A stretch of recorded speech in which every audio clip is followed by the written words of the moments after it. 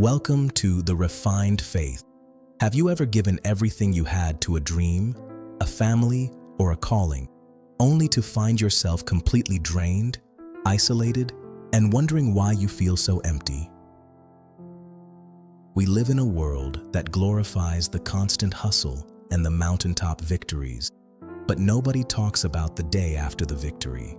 Nobody talks about the quiet crash that happens when the adrenaline fades and you're left standing alone in the dark.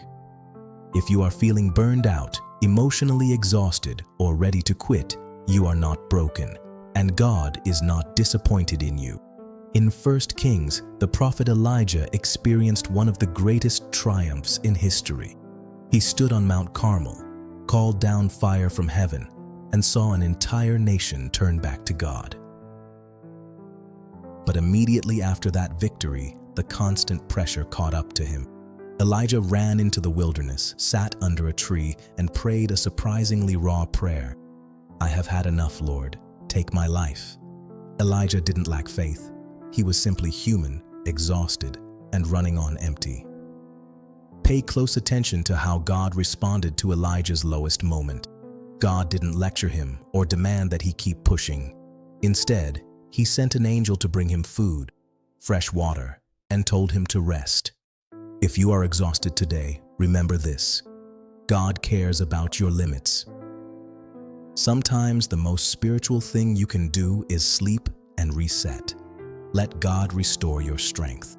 Later, Elijah stood inside a dark mountain cave. A powerful wind tore through the rocks.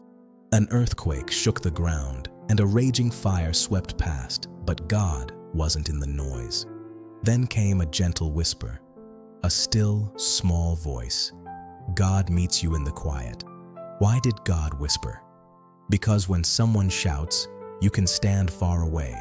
But when someone whispers, you have to lean in close. God didn't want to perform a show for Elijah. He wanted to draw him near.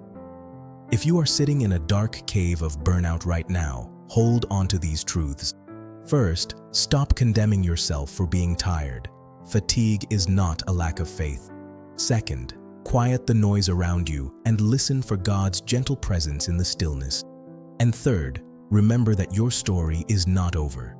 God met Elijah in his lowest valley, and he will meet you in yours. Thank you for watching. If this message encouraged you, subscribe to support our channel and help us reach more people with hope and faith.